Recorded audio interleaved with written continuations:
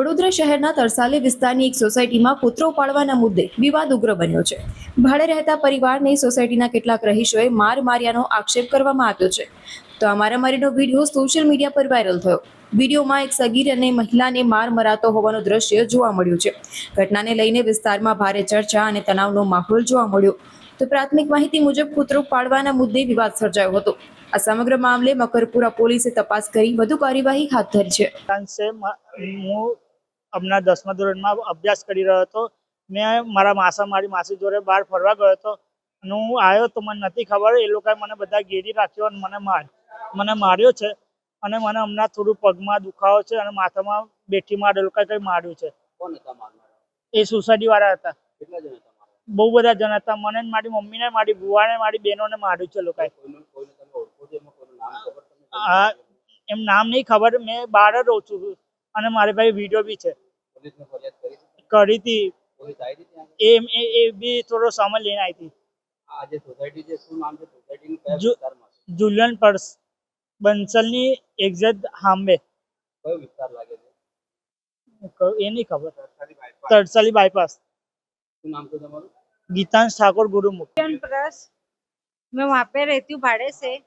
मैं और मेरे ननद हम लोग वहाँ पे गए तो उन लोगों ने सबने घेर लिया, हमको मारने आए और मेरे 16 बरस के लड़के को मारा उन लोगों ने, सब आदमी लोगों ने, और औरत और नवी सबने मारा। मेरे को भी मारा, मेरे बच्चों को मारा, आदमी लोगों ने मारा है। मेरे को मेरे लड़के के लिए जो है वो नाई करके दो। हाँ दे दी। वो बहुत सारे थे, 150-200 लोग रुपए थे। पुलिस प्रशासन से क्या मांग रहा है? मेरे लड़के के लिए नहीं चाहिए मेरे को, बस। मेरे छोटे बच्चे को मारा कि उन लोगों ने, उनको मैंने बोला मेरे बच्चे को मत मारो, तो भी उन लोगों ने मेरे बच्चों को मारा है। मेरा कोई झगड़ा ही नहीं था, मेरी ननद का झगड़ा था, उन लोगों ने मेरे को मारा। પરથી બોલવાનું થયું હતું તો ત્યાં પછી સવારે સમાધાન થઈ ગયું હતું, નીચે જ પતી ગયું હતું. પછી ખબર નહીં એ લોકોને શું થયું, તો એ જે બૈરી સાથે બોલવાનું થયું તો 10-15 જણને લઈને ખાસી અડધી પોણી કલાક પછી સમાધાન થયા. પછી અડધી પોણી કલાક પછી એ 10-15 જણ બધા મળીને આયા. મેં જારી બંધ કરી દીધી, મારા ડોગ્સ, મારા નાનો છોકરો, મારા મમ્મી, ઉંમર લાયક બધા ઘરમાં. હવે મેં કીધું આટલા બધા જણ છે, મારા ઘરમાં તોડફોડ કરે કે કશું કરે એવું બધું કર્યું. મારથી હચવાયું નહીં. મેં 112 ને ફોન કરીને પોલીસ વાળા આયા, એમાં બેસીને ગઈ, અરજી લખાવડાઈ મકરપુરા પોલીસ સ્ટેશનમાં. અરજી લખાઈ પછી એ લોકોએ મને એવું કીધું કે મને કોઈનું નામ કયો, કે હવે મેં તો વધારે સોસાયટી મને નહીં, અમે નવા મને એટલું બધું કોઈની સાથે બોલતી નહીં, મને નામ કોઈના ખબર નહોતા. તો બી એક જણ પાસેથી કોઈને પ્રમુખનો નંબર આપ્યો તો એ લોકોએ એવું કીધું કે અમે બોલાવીને વાત કરશું. તો બી પછી મેં પત્યું, મેં કીધું મમ્મીના છોકરા હોય છે, આ છોકરા મારા ભાઈ સામે જ રહે છે, મારા બી ટાવરમાં ભાઈ રહે ને સી ટાવરમાં મેં રહું, અમારા છોકરા બધાના નાના છે. તો મેં એમને એવું કીધું કે મકાન માલિકને ફોન કર્યો. મેં કીધું આ લોકોને સમજાવો કે મારે અહીં એમ જ મારા ભાઈ બી અમે લોકો ભૂલમાં જ આવી ગયા છે, અમને લોકોને નહીં ફાવતું અહીં. મેં તો પહેલાથી જ વાત કરેલી હતી કે અહીં અમને લોકોને ગમતું જ નહીં ફાવતું. આ બહુ વિચિત્ર પબ્લિક છે, બધા છોકરાઓ જેવું તેવું બોલે, રમવા જાય ને તો ધક્કા માર દે કે ભાડું વાત છે. અરે ભાડું વાત છે, 15 થી 20 લેડીઝ છે, મારા પાસે વિડીયો બી છે, હું ખોટી નહીં બોલ. અત્યારે સાંજે તો મારા ભાભીને મને જેન્ટ્સ ને લેડીઝ બેઉ ફરી વળ્યા, બહારથી આયા.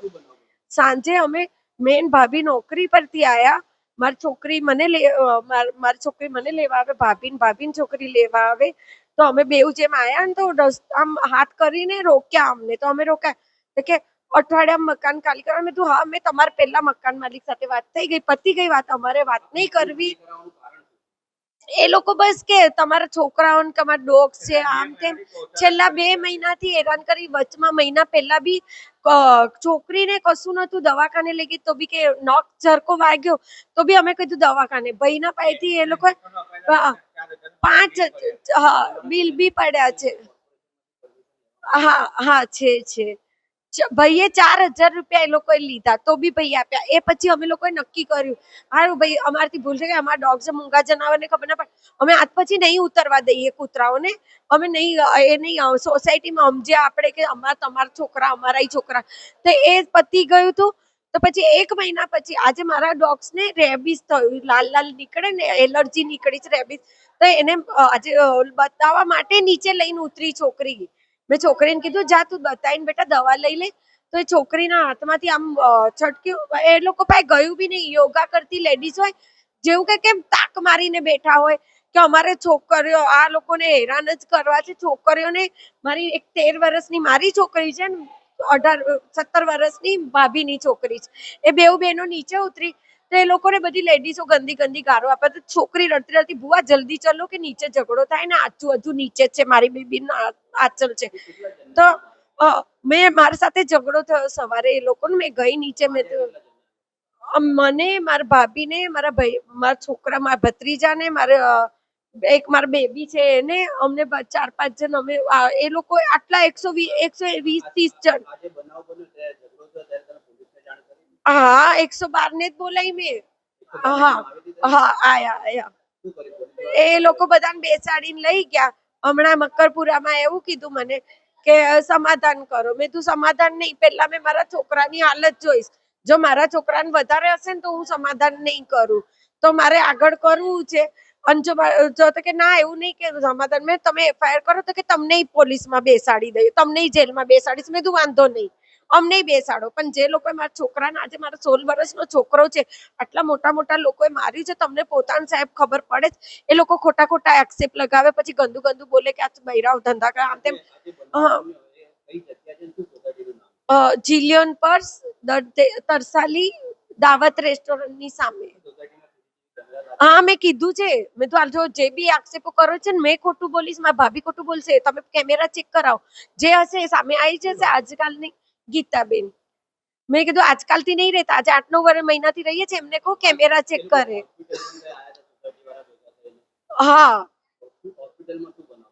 હોસ્પિટલમાં અમે બધાની સારવાર ચાલે છે અત્યારે દાદાગીરી બહાર કરતા હતા.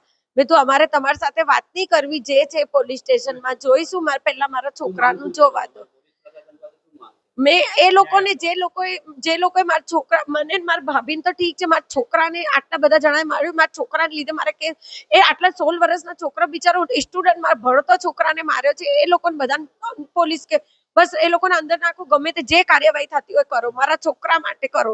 મેં ગીતાબેન, મારા છોકરા માટે હું કરાવીશ, મારા છોકરા માટે